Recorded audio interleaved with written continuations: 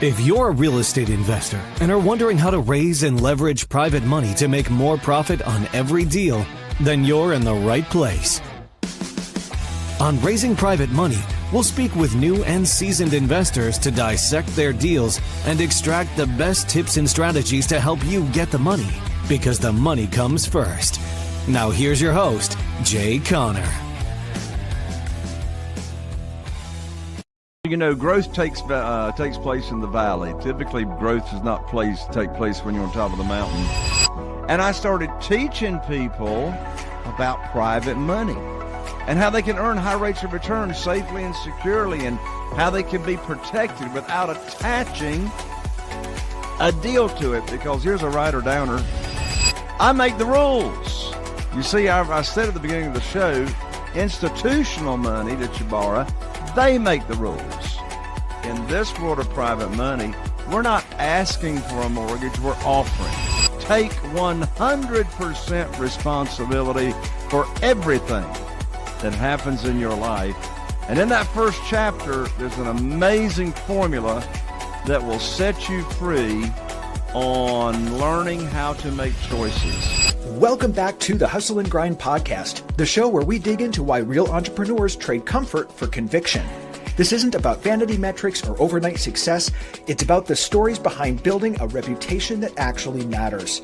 I'm your host, Andrew, keynote architect, platform builder, and fellow founder in the trenches.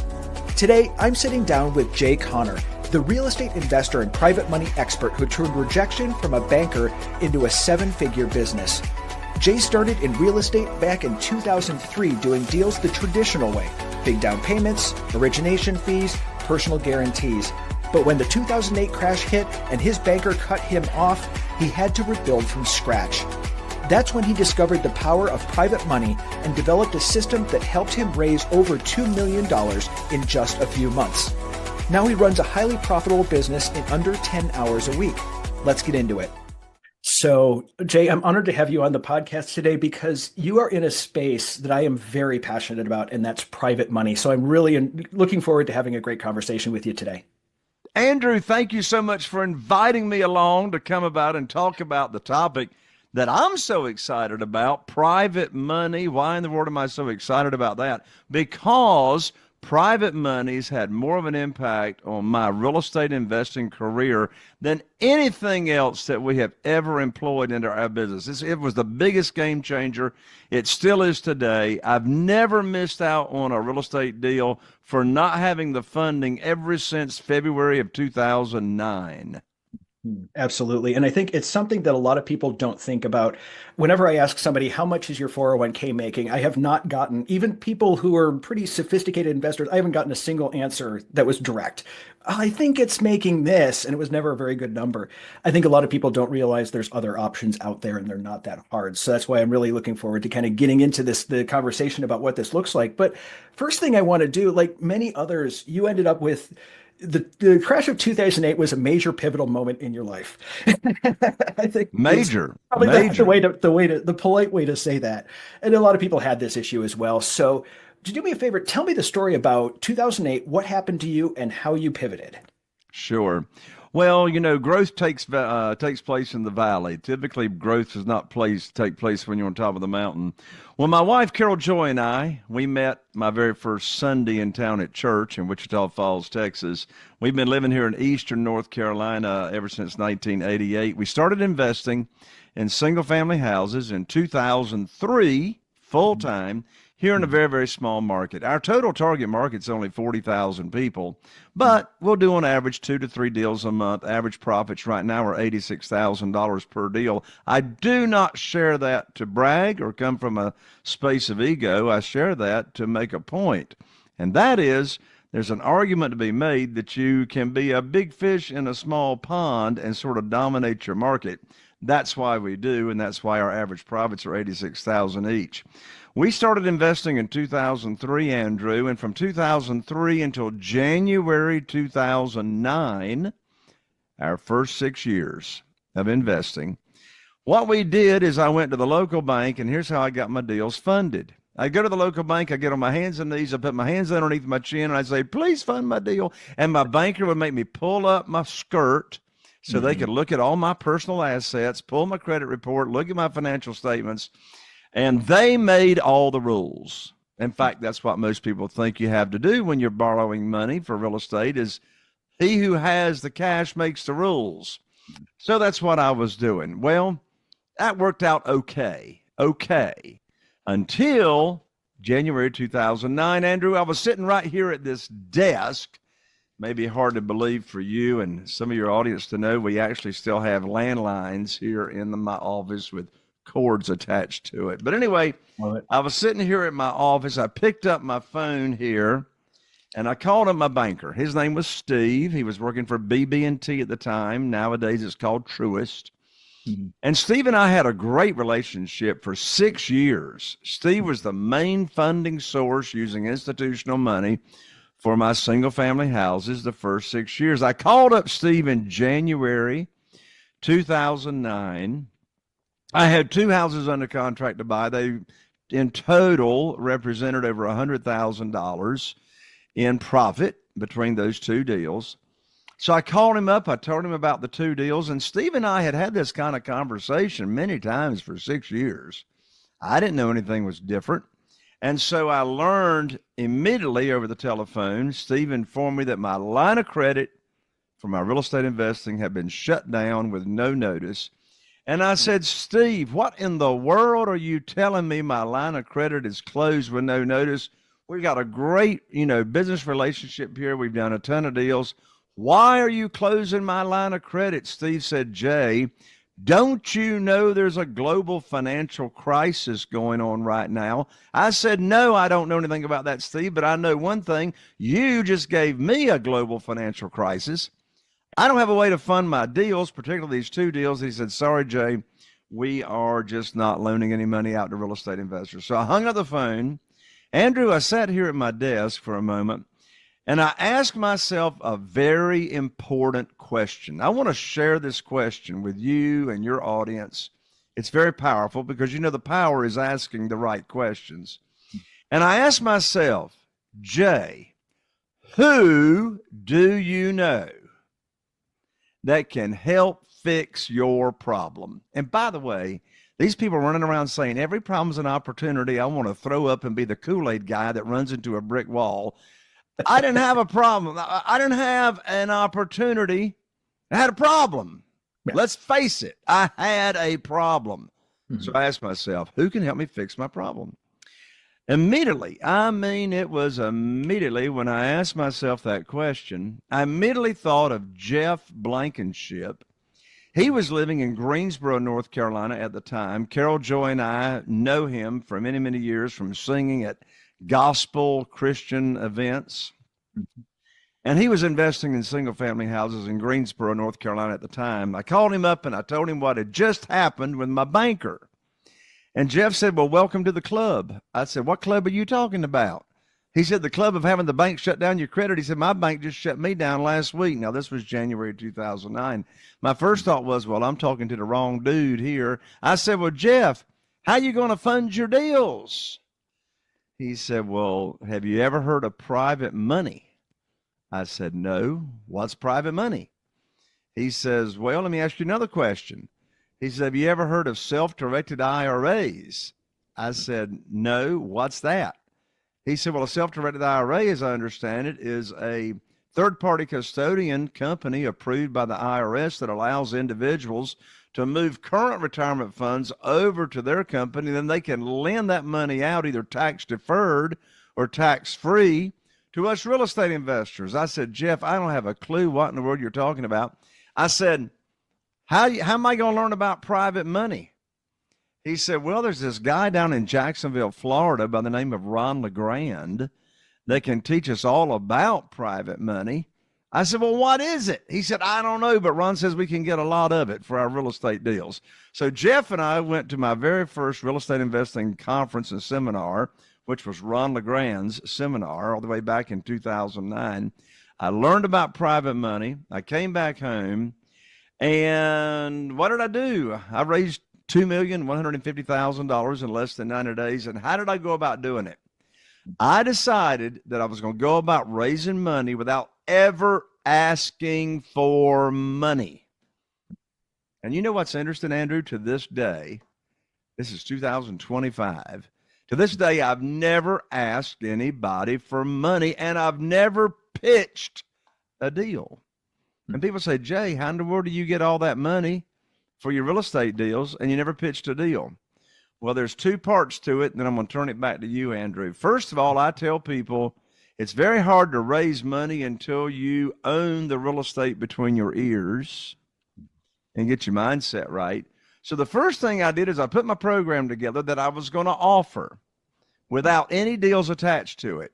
What rate am I going to pay? It's 8%. I've been paying 8% since 2009. It hadn't changed since.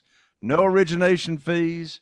Maximum loan to value is 75% of the after repaired value, et cetera, et cetera, et cetera. So I put my program together, and then what did I do? I put on my teacher hat, which says private money teacher, and I went about in my own connections, people on my cell phone, people I go to church with, people in the Rotary Club, people I've already got an association with that they know me, like me, and trust me. And I started teaching people about private money and how they can earn high rates of return safely and securely, and how they can be protected without attaching a deal to it. Because here's a writer downer.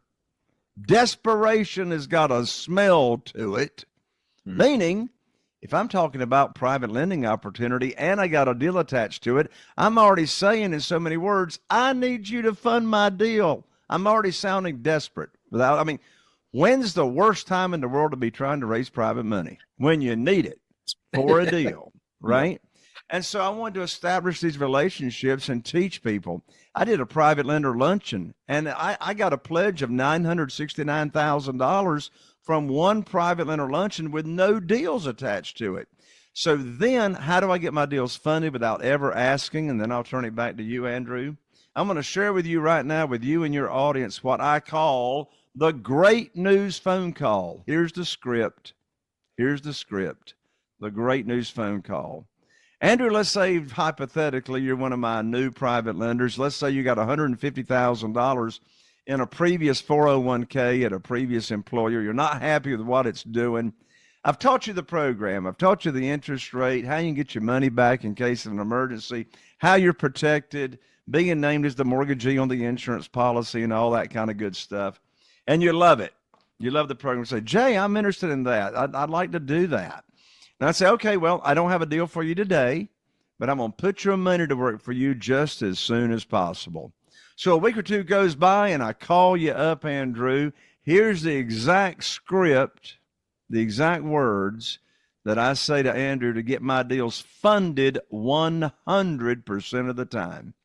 I call up Andrew, my new private lender. We have a little chit chat. And then I say, Andrew, I've got great news for you. I can now put your money to work. I've got a house under contract in Newport with an after repaired value of $200,000. Now the funding required for the deal is $150,000, which matches up to what you have available in your retirement account. Closing is going to be next Tuesday, so I'll need for you to wire your funds to my real estate attorney. I'm going to have my attorney email you the wiring instructions. That's the end of the conversation. Now, let's unpack why Andrew wants to do that deal, and he is ecstatic to get the great news phone call. First of all, Andrew's not earning any money on his money in the retirement account until I put his money to work. He moved his money over at my recommendation. I introduced him to the self-directed IRA company. He's done what I recommended. Now he's wanting to put his money to work. He's not making any money until I put his money to work. I'm ethically and morally responsible and obligated to put his money to work. And then secondly, I'm not going to bring Andrew a deal to fund that does not meet the criteria of the program that I already taught him before he even moved his money over. So teach, lead with a servant's heart. You know, I got 47 private lenders. Not one of them ever heard of private money or private lending until I put on my teacher hat. None of them ever heard of self-directed IRAs and how that works until I put on my teacher hat. And we're not in a rush. We're not desperate. We follow that. I call them up with the good news phone call, and everybody is happy. Yeah. So I should let you in a little bit of a secret. My license plate is BYO Bank, and that's specifically for this reason. And as a lot of people don't realize that this is an option. Every person we were talking before the podcast today that every person I have come in contact with, and I've asked them, how much is your 401k making? And some of these are people that really watch their numbers, have no idea how much they're making. And unless you're making over 3%, that's the average inflation over the past 100 years. Unless you're making more than that, you're losing money. And I think a lot of people don't think like this. They think, I'm in the stock market, it's a long play, I'm making maybe something, my financial advisor knows what they're doing, and they don't realize this might be an option. So that's why I'm really excited to have you show people that there is another way to do this and to earn something better than the 2% they're probably making on things at this point. So yeah. So what do you say to people when they first, like, what is that moment like where they've taken the red pill, they know there's another option now? What's that thing that gets them over the hurdle going, this isn't really risky, probably the stock market's more risky? What do you need to get them over that? Like, what's that one thing that really helps them to understand it, for anyone out there who's intrigued but still not quite there? There's three big reasons why private lenders love doing business with us, get interested in doing business with us, and stay with us. I mean, when we cash out on a property and we send them their payoff back, they don't even want it. They'll say, can't you just keep it? Well, I can't keep it because I'm collateralizing their notes. And then so we go do another deal. Three big reasons why they want to do business with us. Number one, they're going to make a whole lot more money than they can through traditional sources, such as a certificate of deposit at the local bank. I've been paying 8% since 2009. People say, Jay, how in the world are you paying the same thing today that you were in 2009? And markets have gone up, they've gone down, they've gone up, they've gone down. How can that be? Well, here's the first reason why I'm still paying them 8%. I make the rules. You see, I said at the beginning of the show, institutional money that you borrow, they make the rules. In this world of private money, we're not asking for a mortgage, we're offering. We're offering an opportunity. So since I'm offering it, I get to make the rules. We get to set the interest rate, the term, the length of the note, the frequency of payments, all that. And the second reason they love the interest rate is because 8% today is still a whole lot higher than they could get. A little over a year ago, you could get 5% in a local CD for 7 months at First Citizens Bank right here on Bridges Street in Morehead City, North Carolina. That same CD today is 3.5%, and it's coming down fast, right? But even at 5%, 8% is a whole lot more than 5%, and their notes are collateralized. So number one reason, they make a lot more money than through traditional sources. The second reason that they absolutely love it is because their investment with us is secure and it is safe. So how's it secure? We're not borrowing unsecured funds. We're collateralizing the note. We're naming them on the insurance policy as a mortgagee in case there's ever a claim. The checks are made payable to them as well as me, with them being the lender. We name them on the title policy as additional insured. And along with that, it is safe because it is a conservative loan to value. We're not borrowing more than 75% of the after repaired value. Bear in mind, I did not say 75% of the purchase price. Yeah. Big difference. Since we're buying these properties at a significantly discounted amounts due to them needing renovation, we always bring home a big check when we purchase every property. We never take any of our own money to the closing table. If you're listening to this or watching this and you're a real estate investor, who wants to get paid to buy houses, right? We always bring home a big check when we buy. So they're going to make a lot of money. It's safe, it's secure. And thirdly, their investment amount, the value of it is not volatile. So I'm contrasting this opportunity to being a private lender with investing in the stock market. When you invest in the stock market, my lens is the market volatile. Well, yeah, take a look at the past week and tell me if the market is volatile or not, right? I mean, what you could have owned last week is worth, 10% less today than it was. It can be worth more. And there's fees and commissions. In this world, there are no fees and commissions. The investor, the principal lender, the lender knows exactly what their return is going to be. I love what you said a moment ago, Andrew, when you said you asked people, well, what rate are you getting consistently, in your retirement account? They don't know.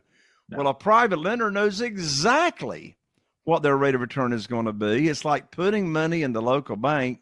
Instead of knowing %, they know that with no fees, no commissions, and nothing else coming out of that. Yeah. And I think that's the one thing that people don't realize is a 401k is not for your benefit, it's for your employer's benefit. And there's fees behind it as well. And you're probably not making 4% in that. You're probably making 2 to 3. And so it's barely keeping up with inflation. So just from the digging that I've done on it. So I wanted to bring that up because that's what people do. They think I put a certain amount in my 401k. I have a match, so that's free money. It's not always advantageous. And I think people need to have that additional information that there's another place out there. So I'd like to pivot for a second because you've mentioned you go into creative financing. And I think that's a world that a lot of people know less about than private lending. I think some private lenders don't understand creative finance. Tell us a little bit about what that is, because just interesting. Yep. Well, there's all kinds of creative financing. One of which is sort of an advanced technique if no one's ever done it.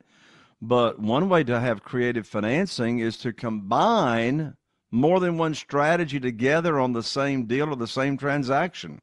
Yeah. So in the world of single family houses, one creative financing strategy is to buy a property, what's called subject to the existing note.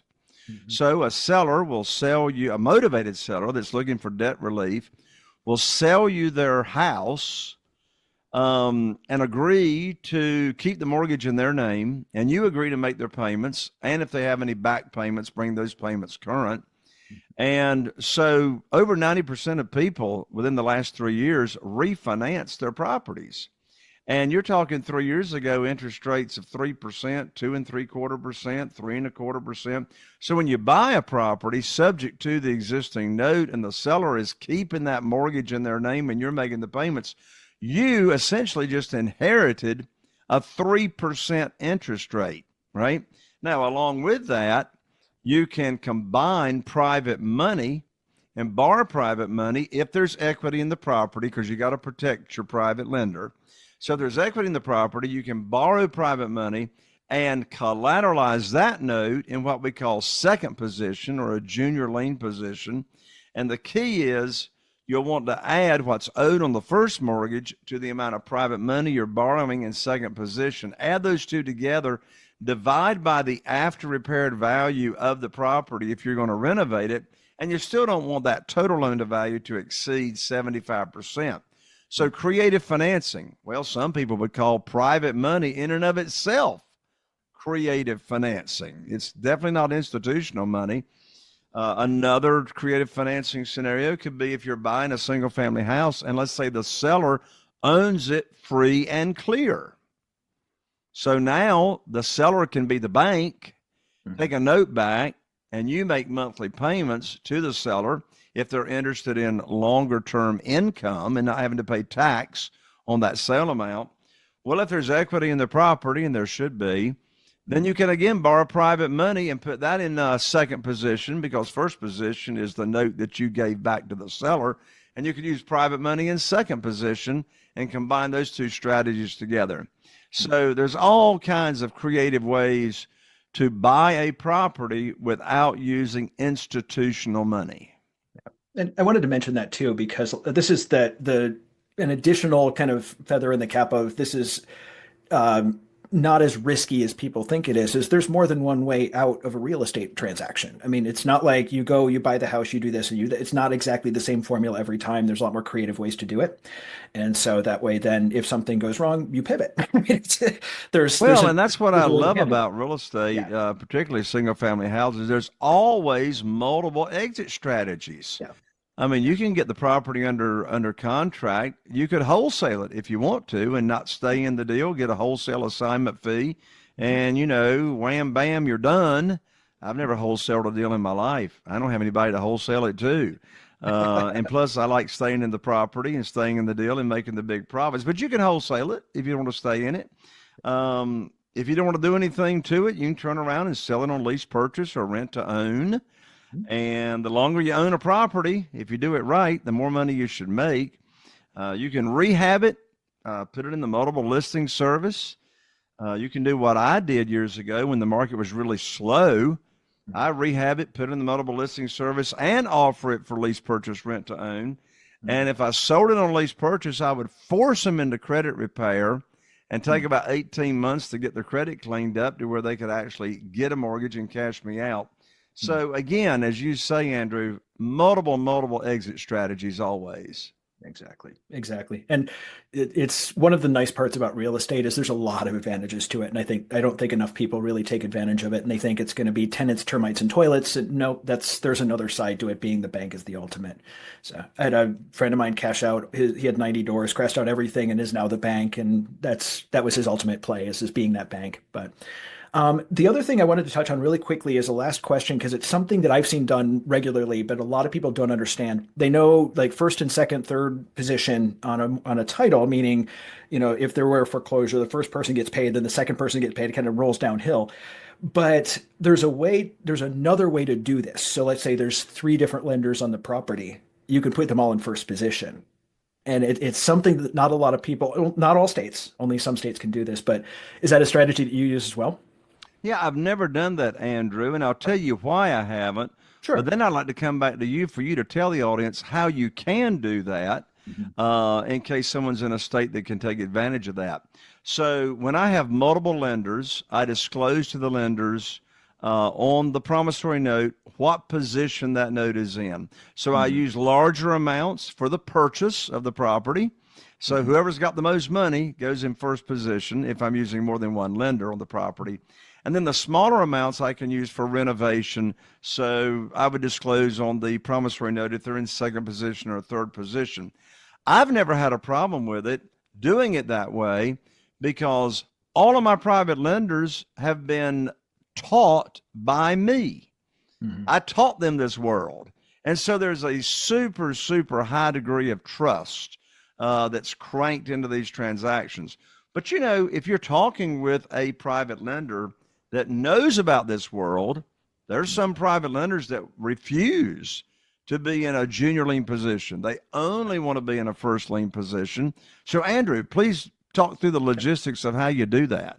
So some of the reasons or the ways I've seen this happen is, let's say I have $150,000 that I need to borrow, below 70% LTV, which is kind of where I like to sit. So, and I'm within my criteria. But let's say that I have one lender. So 150 is what I need. Let's say I have one lender with 125, and that's all they have left in their IRA because they have the rest of their money working. And I've got another one with 25. I can put both person in first position in some states. This isn't in all states, but I know I'm in New York State. We can do that here. And so what it is on the loan notes and on the mortgage, it actually lists both people out with a percentage ownership in that first position lien. And so it's a different way. So if somebody has like 25,000 left over and they just want to throw it into a deal, but they don't want to take second position, there's another option for it. So it's a little bit of a different way. Still there. So it's one promissory note and one. In New York, are you a mortgage state or deed of trust? We're a mortgage state. So you're a mortgage state. So the mortgage, it discloses that John Jones owns 75% of this mortgage, and Sally Smith owns 25% of the mortgage. Correct. And they're both in first position. Yeah, exactly. Simple enough. Exactly. And it's fully disclosed. It's in the mortgage itself. It's in, everything is kind of across the board on it, but it's another thing you can do. It's called pooled investments. Sometimes you can do it. Some states you can't do it. I don't know if you can do it in North Carolina. I haven't really had a deal down there that I've seen it happen.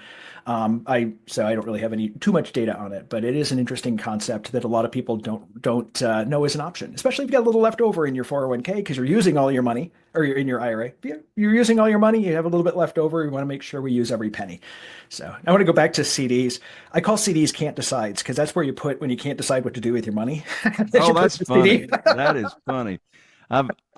I've had over 700 episodes on my own podcast. I've been a guest on over 800 podcasts. I've never heard anybody call a CD can't decide. That is funny. That's an original. If you want to use it, you're more than welcome to. That's why I hadn't heard it. It's original. Well, I was thinking about it one day going, when is the only time you're going to use a CD? And it's like, if you can't decide what to do with it, you're going to put it into that and store it away. It's stuck, you know? So yeah, exactly. Not a fan of CDs. They just don't get a return. My bank is Ally Bank, and they have probably the highest CD rates in anything out there. And they're about like 3.5%, 4% right now. So it's just not worth it. But well, we're getting towards the end of things here, and I do have one question that I ask everyone, and that is, what is one book or podcast that has had a significant impact on your life that you want to share with the audience? Ooh, that is a hard question, Andrew, because what has had the most beneficial or what has benefited me the most in my growth over these years, professionally and personally, has been the books I read and the people I meet and the relationships that we nurture. But I'll choose one that's definitely in the top 5. And that is, the author is Jack Canfield. And, you know, he was the co-author for Chicken Soup for the Soul series decades ago with Mark Victor Hansen. Anyway, he came out with a book about 10 years ago that is timeless. In fact, it was just republished again, 10-year anniversary. The name of the book is called The Success Principles. The Success Principles. And Jack Canfield has identified 65 success principles that are foundational and are a common thread among the most successful people on the planet. I will tell you the very first success principle, it's foundational for the other 65, is his principle number 1. And that principle number 1 is, quote unquote, take 100% responsibility for everything that happens in your life. And in that first chapter, there's an amazing formula that will set you free on learning how to make choices. The formula is E plus R equals O. I'm not going to tell you what it means. You need to go get the book. E plus R equals O will help you determine and take full responsibility for everything in your life. Well, Jay, thank you so much for being on the show today. I really appreciate you being here. Thank you so much. Thank you, Andrew. And I would love, if you'll let me, I'd love to give a gift. I'd love to give a gift to you and your audience. And that is, I'm so excited about my new book, which is titled Where to Get the Money Now. Subtitle is How and Where to Get Money for Your Real Estate Deals Without Relying on Institutional or Hard Money Lenders. This is not an ebook. This is a book. It's $20 on Amazon, but don't spend $20 on Amazon. I like to give your audience the book for free. Just cover shipping. I'll autograph it. You can, and I'll send it out 3-day express. You can pick up my book, Where to Get the Money Now for Your Real Estate Deals, at www.jayconner, JAYCONNER.com/book. I'm an ER, not an OR. JAYCONNER.com/book. And I'll rush it right out to you. I'm going to include with the book 2 tickets valued at $3,000 to my upcoming private money conference as well. Excellent. Thank you so much, Jay. I appreciate it. For those that want to take advantage of this amazing offer, go down and take a look at the show notes. The links will be there so you can sign up. Awesome. Well, again, Jay, thank you so much for taking the time out of your day and spreading some wisdom with us. I really appreciate it. Thank you for having me, Andrew. God bless you. Thanks for tuning into the Hustle and Grind podcast, where we unpack what it really takes to build something that matters. If today's conversation hit home, do me a favor. Share it with someone who's in the trenches too. And if you're building your own brand, platform, or message and want help turning that story into serious authority, head over to theauthorityforge.com to see how we can help. Until next time, keep showing up, keep shipping, and keep chasing the work that sets you on fire. I'm Andrew, and this was the Hustle and Grind podcast. Are you feeling inspired by the knowledge you gained in this episode? Then head over to jayconner.com/moneyguide. That's jayconner.com/moneyguide and download your free guide that shares 7 reasons why private money will skyrocket your real estate investing business right now. Again, that's jayconner.com/moneyguide to get your free guide. We'll see you next time on Raising Private Money with Jay Conner.